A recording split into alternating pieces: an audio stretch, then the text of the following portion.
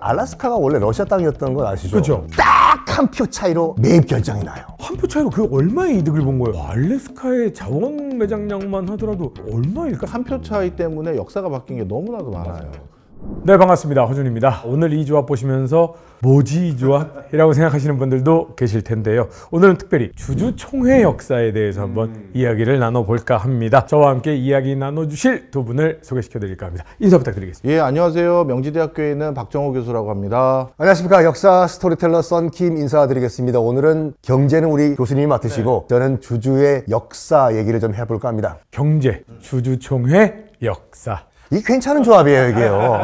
오래 갈 것 같아요. 이제 3월이 되면요, 기업들은 이제 긴장을 하기 시작합니다. 주주총회 처리된 거거든요. 이 대부분의 기업들이 주주총회를 3월에 열고요, 여러 가지 의사 결정을 내리게 됩니다. 근데 우리가 주주총회를 어디서 보느냐라고 한다면 대부분 드라마에서 보지 않나. 주주총회 하면 딱 그 장면이 기억나요, 항상. 문을 펑 열면서 잠깐만요.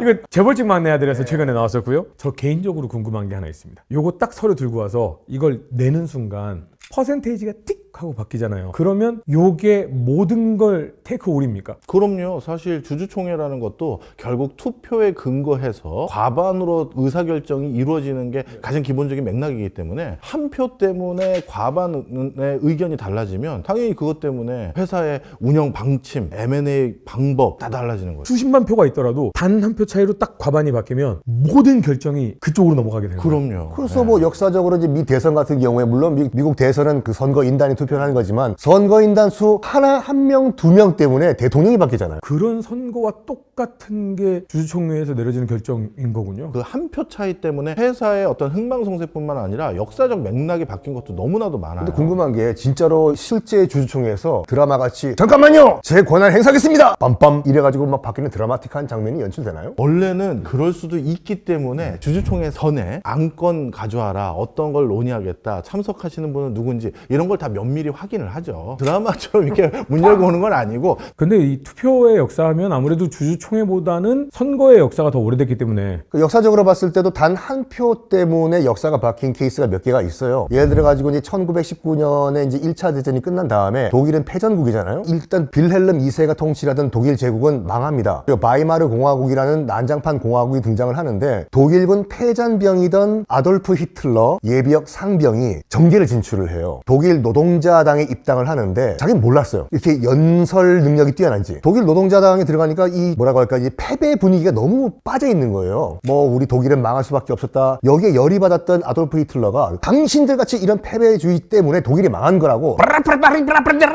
연설했는데 여기 감명을 받은 거지, 당원들이. 근데 원래 그 전에 아돌프 히틀러가 술집에서 그렇게 했을 때는 굉장히 무시받고 살았었잖아요. 근데 거기서 연설했을 땐 달랐어요? 열받아가 연설하니까 감동을 받은 그 독일 노동자당이 입당하시지 않으려고 하고 입당을 권유를 해요. 근데 안톤 드렉슬러라고 해서 독일 노동당 당수가 직접 이름이 뭐라고 했나? 아돌프 히틀러? 우리 입당해가지고 정치 좀 해볼까? 제안을 합니다. 아돌프 히틀러도 내가 뭐 어차피 할 것도 없는데 나도 한번 인정해주는 이 당에 입당해볼까? 입당을 해요. 했는데 한 명, 두 명 자기 옆에 사람들이 붙는 거죠. 아돌프 히틀러의 그 세력이 형성이 됐어요. 욕심이 커진 거지. 내가 이 당권을 장악을 하자 해서 다음 당수 이 선거에서 원래 당수였던 안톤 드렉슬러와 아돌프 히틀러가 붙어요. 안톤 드렉슬러는 내가 호랑이 새끼를 데려왔구나. 허걱이에요. 투표를 했는데 단 한 표 차이로 아돌프 히틀러가 새로운 당수가 됩니다. 만약에 그때 한 표가 빠졌다고 하면은 역사가 바뀌었어요. 한 표의 중요성이에요. 내 한 표가 정말 소중하구나라는 게 이런 데서 나오네요. 경제적으로도 혹시 한 표 차이로 엄청난 이권을 뺏기거나 이런 일도 있었어요? 그 1876년에 이제 그 알래스카가 원래 러시아 땅이었던 건 아시죠? 그렇죠. 지금도 푸틴이 그 얘기하잖아요. 돌려달라고. 미국은 웃기지 말라고 하고 있고. 그러니까 이게 그 알래스카 땅이 이제 러시아 땅이었는데 크림 전쟁이라고 해가지고 이제 영국과 프랑스와 러시아와 싸운 전쟁이었는데 결론부터 말씀드리면 러시아가 폭망을 해버려요. 그 러시아 같은 경우에는 로스차일드 유대 금융한테 돈을 많이 이제 빌린 상태였거든요. 전화가 오는 거지, 로스차일드에서. 또로또로 돈 갚으라고. 갚아야지. 돈 없다 스키가 된 거야.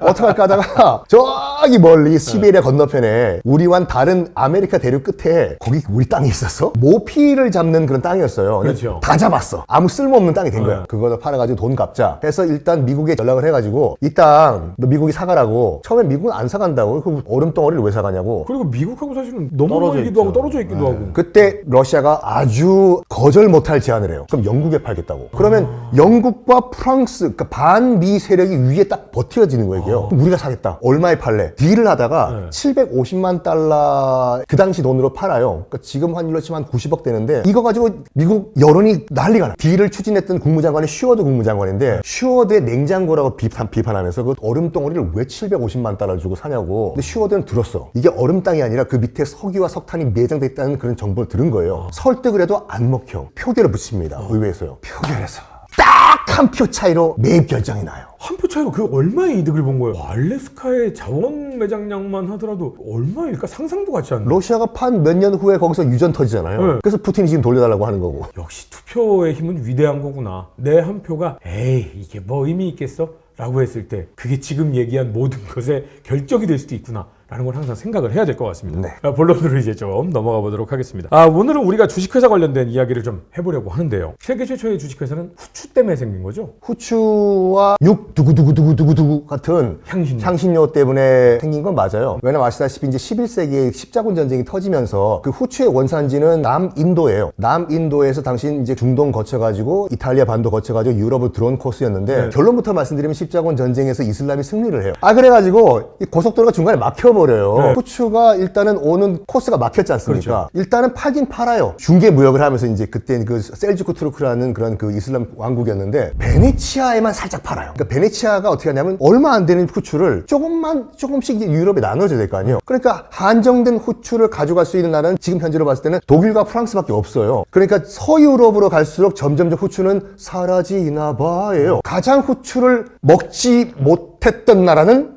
포르투갈이요. 포르투갈은 포르투갈은 후추의 냄새도 못 맡고 후추를 한번 맛보면은 고기 그냥 못 먹어요. 후추 뿌리고 야 이거 야 잡내나는 거. 잡내는 거 어떻게 이거야? 후추 갖고 오라고. 어차피 이제 육로로는 막혔잖아요. 그래가지고 어떻게 하냐면은 야 그러면 우리 삥 둘러 한 점 가보자 인도까지. 그래서 이제 이른바 이제 바스코 다가마 등등등 아프리카 희망봉을 찍고 인도로 가는 그 코스를 개발했지 않습니까? 근데 결론적으로 말씀드리면은 주식회사라는 것이 이제 동인도 회사가 1602년에 이제 네덜란드에서 처음으로 문을 여는데 돈이 없어서 그랬어요. 인도로 가는 항로를 먼저 개척한 건 잉글랜드가 맞아요. 근데 네덜란드도 우리도 한번 인도 가가지고 직접적으로 한번 후추를 가져와 보자 했는데 마침 그 1602년이 네덜란드가 당시 이제 스페인의 식민지였거든요. 독립전쟁을 하고 있었어요. 독립전쟁을 하다 보니까 전쟁 그 수행 비용이 많이 들잖아요. 잉글랜드와 같은 거대한 회사를 만들 그 자금이 없었던 거지. 그래가지고 각자 개인 회사들이 생겨요. 그러면서 우리가 알고 있는 주식회사 개념. 인도까지 갔다 오는 게 지금으로 치면 한 달나라 갔다 오는 것 정도로 완전 먼 세상 이야기거든요. 갔다가 돌아올 수 있는 확률도 없으니까 우리가 위험을 부담을 해가지고 그러니까 이른바 이제 쉐어를 투자라서 투자한 만큼 프로핏을 가져가자라는 회사, 주식회사라는 기본적인 개념이 생기는데 한 14개의 회사가 난립을 해요. 그런데 한정되어 있는 선박과 한정되어 있는 그 기술, 숙련된 선원들 14개 회사들이 서로 경쟁을 해서 갖고 가니까 이게 일이 안 되잖아요. 그래서 네덜란드 의회에서 제안을 합니다. 14개 회사들 모여가지고 하나의 거대한 회사를 통합해서 만들자. 이거의 재정적인 지원은 네덜란드 의회, 그러니까 네덜란드 정부에서 직접 이거는 보장해주겠다. 어떻게 만들래? Not bad예요. 그래서 14개 회사가 하나의 회사로 뭉칩니다. 그래가지고 이름을 짓는데 동쪽에 있는 인도는 다 우리가 거래를 하자 해서 동인도 회사라는 게 만들어지는 것이 이른바 주식회사의 최초 모델이죠. 근데 왜 하필이면 네덜란드냐? 잉글랜드도 있고 프랑스도 있고 뭐 그 당시 신성 로마 제국도 있었는데 네. 네덜란드는 국토의 반 이상이 물에 잠길 위험에 처해 있어요. 그리고 지금도 국토의 반 이상이 매립지거든요. 잉글랜드도 그렇고 독일도 그렇고 프랑스도 그렇고 이제 장원제도라고 해가지고 왕이 있고 귀족이 있고 영주가 있고 이제 농노가 이런 봉건제도거든요. 일반 지금으로 치면 시민들이 감히 국정에 참여를 할 수가 없었어. 왜냐면 땅이 없었기 때문에. 근데 네덜란드 같은 경우에는 직접 농노들이 매립을 해가지고 내가 매립한 땅이 된 거거든요. 귀족들이 뭐라고 할 권리가 없어. 내가 만든 땅이 아니라 너희들이 만든 땅이다. 해서 이른바 개인 비즈니스맨의 그런 문화가 형성이 된 거예요. 거기다가 네덜란드 의회가 보장을 해주겠다. 참가를 할래? 했는데 그러니까 귀족들도 참가를 하고 땅을 가지고 있던 일반 평민들도 참여를 이러한 이른바 지금으로 치면 범시민적인 주식회사가 형성될 수 있다는 거죠. 나도 주주할래 이렇게. 난 돈이 있다. 나 땅이 있다 이거지.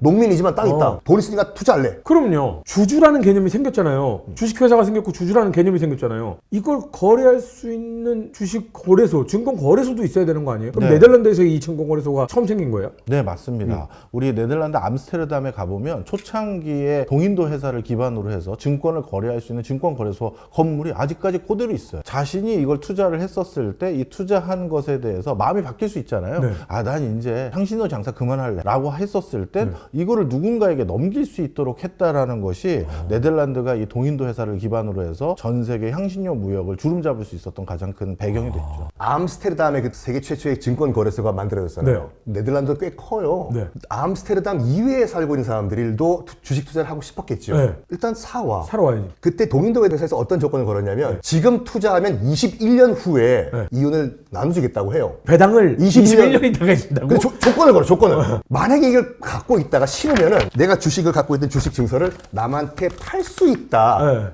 는 조건을 걸어요. 그 조건이 이른바 주식 거래의 시작이 되고 재밌는 게 뭐냐면 암스테르담이 멀잖아요. 네. 다른 지방에서. 예를 들어서 토마스가 있고 제임스가 있어요. 근데 제임스는 주를 뭐 200달러에 샀다고 쳐요. 아무리 봐도 이게 오를 것 같아요. 250달러로. 토마스는 아니야. 이게 150달러로 50달러가 떨어질 것 같아요. 그거 좋다 이거야. 나는 오를 것 같고 이쪽은 떨어질 것 같고. 그러면 암스테르담까지 가야 되잖아요. 그럼 한 달 후에 만나자. 나는 오를 거라고 생각하고 넌 떨어질 거라고 근데 생각하지? 그 기간에 가격이 오르거나 떨어질 수도 있잖아. 몰라. 아무도 몰라. 그러니까 지금 이 가격, 우리 거래한 가격대로 우리 한 달 후에 가격이 어떻게 변하든 우리가 약속한 그 금액 가지고 암스테르담에서 만나서 거래하는 거다. 아, 그러면 그걸 약속을 미리 하는 건 선물. 그러니까. 벌써 거기에서 옵션이 나온 거예요? 엄청 빠르네?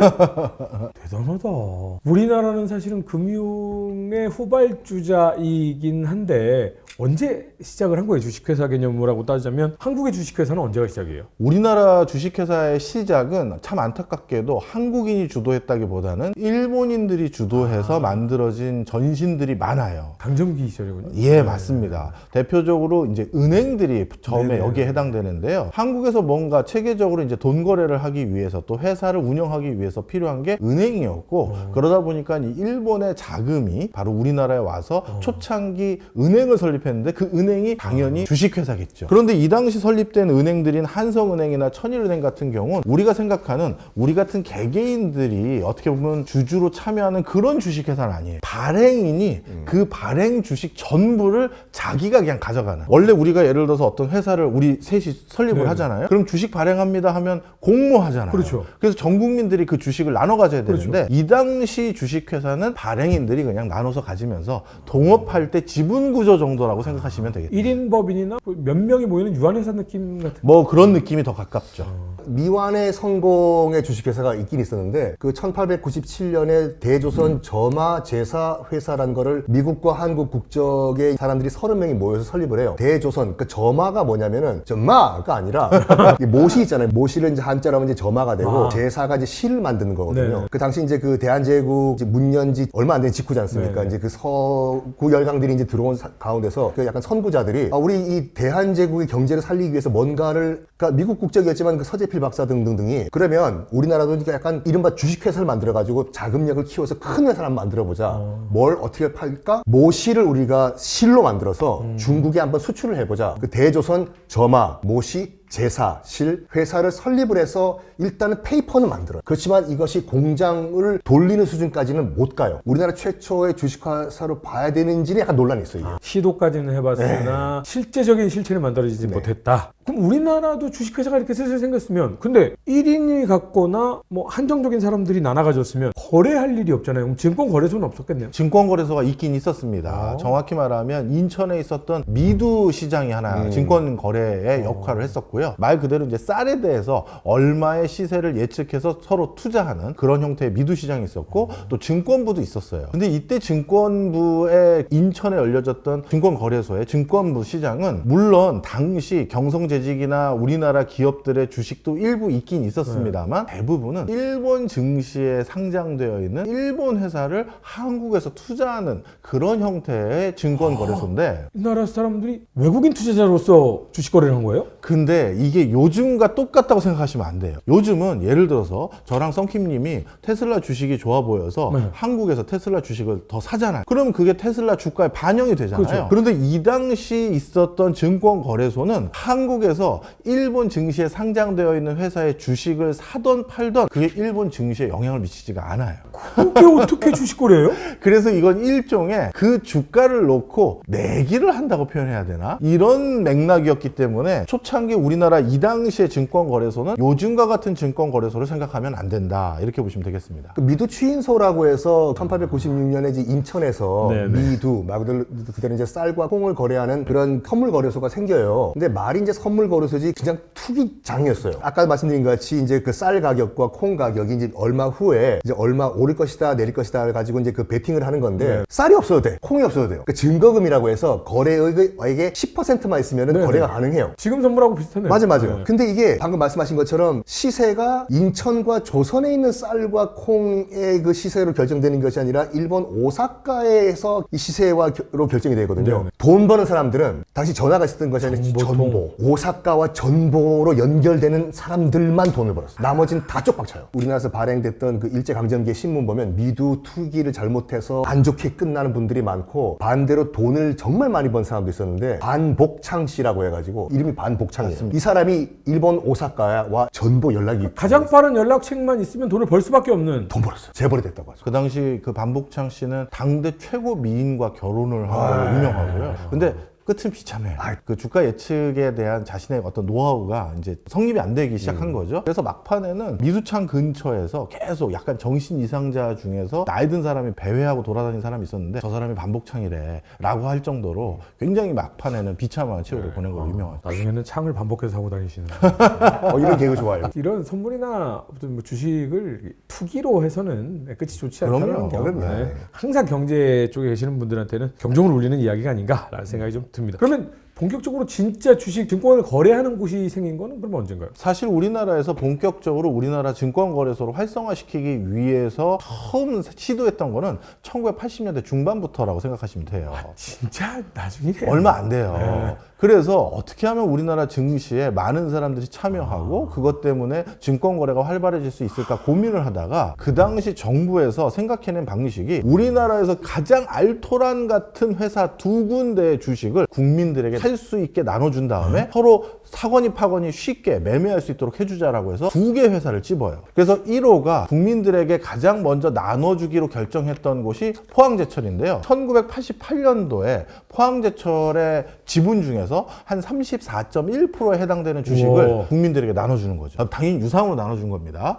그냥 그렇죠. 준 건 아니죠. 그러니까 네. 약간 청약식인 거예요. 공모주죠, 공모주 일종의. 그리고 그래서 지금처럼 공모주 받은 다음에 올라요? 그 당시 많이 올랐죠. 그때 금액이요. 제가 찾아봤는데요. 그때 주당 15,000원 정도를 배분을 했고요. 특히 저소득층들에게 대한 배분이 따로 있었습니다. 저소득층은 싸게 배분을 했어요. 그렇죠. 저소득층은 1,500원에 배분을 했어요. 2007년도는 얼마까지 올랐느냐? 76만 원까지 올랐고요. 그러니까 그때 1,500원에 배당받은 분들은 주가가 뭐 70배 가까이 오른 거예요. 어휴. 네. 그때 당시에 사실 우양우 정신으로 이거 포철 만들어진 다음에 진짜로 돈 많이 벌긴 했어요. 당시 신문을 보면은 국민주 시대 열렸다라고 하면서 취지가 굉장히 좋았어요. 그럼 그 전까지는 국민들이 주식 자체를 가진 사람들이 별로 별로 없었는데 누구나 주식을 갖고 너희들도 투자를 할 수 있는 기회를 줄게라는 개념으로 만들어진 거네요. 특히 우리나라의 뭐 삼성이나 LG라든가 여타 대기업도 있긴 있지만 그 회사의 지분을 국민들에게 증권 활성화를 위해서 나눠줘라 이렇게 할 수가 없잖아요. 그러다 보니까 정부가 직접적으로 핸들링하는 공기업들을 중심으로 해서 증시 활성화와 우리나라 증권 시장의 선진화를 도모했던 것이죠. 이거는 연령대가 어리신 분들은 진짜로 뭔 소리지라고 할 수도 있어요. 전혀 모르죠. 지금의 포스코는 예전에는 포항제철이라고 해서 그냥 국가에서 운영하는 기업이었어요. 그래서 네. 대통령이 만들어라고 해서 만드는데 말도 안 되는 정말 기업 정신으로 그냥 허벌판에 거기서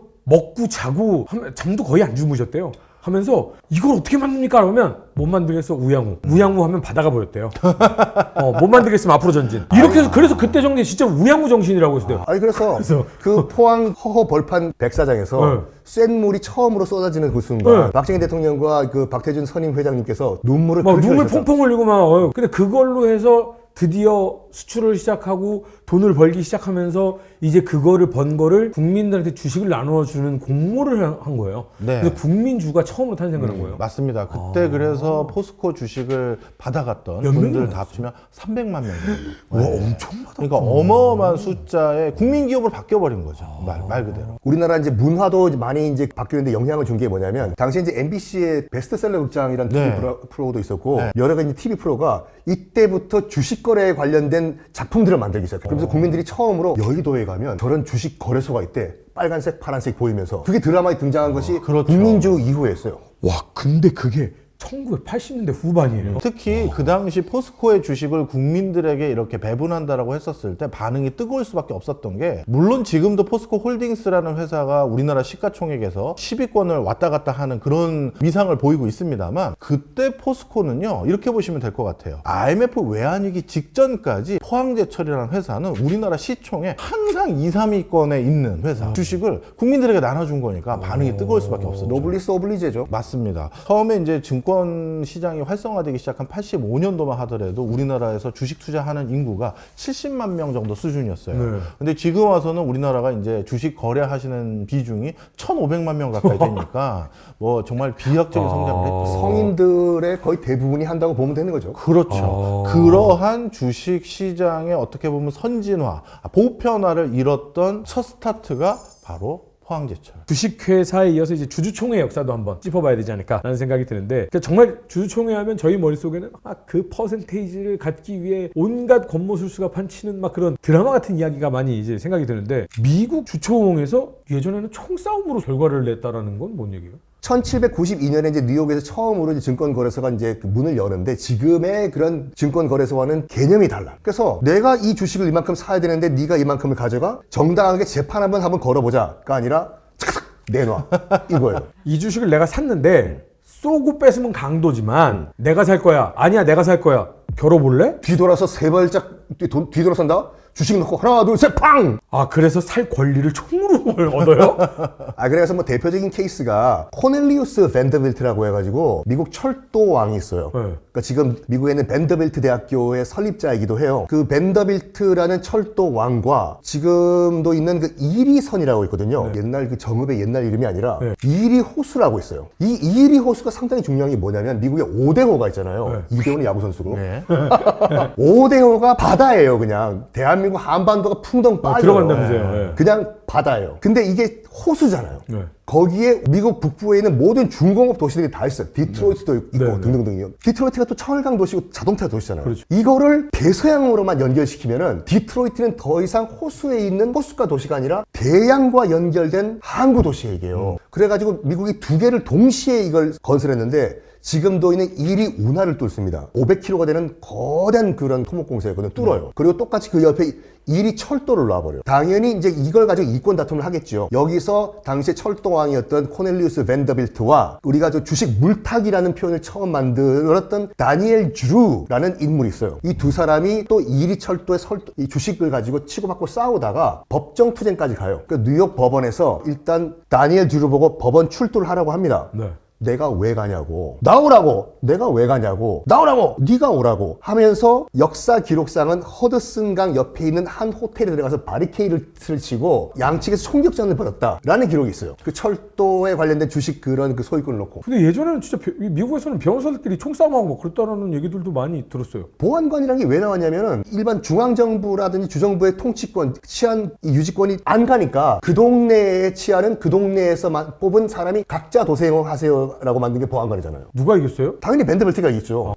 다니엘 드루라는 사람이 원래는 그 목축업자였어요. 목축업을 하다가 이 돈 가지고 철도에 주식을 투자를 한 사람이거든요. 이 사람이 만든 표현이 물매기다요. 주식 물타기. 네. 아, 계속해서 낮출 때 물 타가지고 조금씩 내가 풀고 해서 주가가 폭락하는 그 속도를 늦추는 거. 이 양반이 다니엘 주루가 원래 소 키우는 그 목축업자였거든요. 팔 때 뉴욕에서 이제 소를 키웠는데 물을 안 줘. 소금만 먹여. 소한테요. 물 달라고 했겠죠. 왜? 소금 먹어. 소금만 먹여. 그런 다음에 이제 우시장으로 끌고 가요. 팔기 직전에 물을 먹여. 엄청 물을 먹겠네요. 막 먹겠죠. 배 터질 때까지. 몸무게가 늘어나잖아. 그리고 팔아. 물타기요? 이게 워터다운이란 표현, 물타기란 말이 여기서 나와요. 그게 무슨 상관이지 두 개가? 그러니까 그렇게 하면서 이제 이 사람이 초 팔다가 주식시장으로 넘어왔잖아요. 그때 이제 방금 현재 알려져 있는 주식 물타기를 여기서 써. 자기가 그 표현을 써요. 물타자. 물 먹여? 물 먹여. 주식 역사 재밌다니까요. 자, 마지막 질문 하나 드리도록 하겠습니다. 주주총회는 일반적으로 우리가 아는 투표와는 좀 다르다. 뭐 이런 얘기를 들었는데 어떻게 다른 건가요? 모든 사람이 어느 회사의 주식을 가지고 있다고 해서 한 표를 행사하는 거는 아니에요. 우선주라고 해서 이익은 먼저 받는 대신 주주로서의 표는 행사할 권한을 저는 양보하겠습니다라는 우선주라는 것들이 있어요. 아, 주식 시세표 이렇게 보면 거기에 무슨 주식이라고 써 있고 우라고 네, 써 있는 거? 맞습니다. 네네. 그렇기 때문에 그냥 똑같이 어느 회사 주식을 투자했다라고 해서 모두 한 주식을 가진 사람이 한 표를 행사하는 건 그런 건 아니다. 이렇게 보시면 되겠고요. 그리고 일반적으로 우리가 투표를 할 때는 내가 부자던 가난하건 많이 배우건 덜 배우던 간에 그냥 한 사람이 한 표를 행사하는 게 네. 일반적이지만 주식회사는 당연히 내가 가진 지분만큼 투표수를 행사하는 거예요. 그래서 아까 한 표의 중요함을 우리가 처음 말씀드렸는데 중소기업들 사이에서는 누가 51%를 가졌느냐 지분의 1%라도 더 가진 사람이 누구냐에 따라서 결국 그 사람이 최종 사인하는 그런 의사결정 영역이 굉장히 많아질 수밖에 없는 거예요. 그러다 보니까 주주총회에서는 주식 수에 따라서 비례해서 투표권을 가지고 있다 이렇게 보시면 되겠고, 그 다음에 원래 우리는 일반적인 투표에서는 대리해서 투표해 주는 거 안 되잖아요. 제가 대통령 뽑는데 우리 두 분이 저 대신 가서 제 걸로 대신 뽑아주세요 이런 거 안 되잖아요. 네.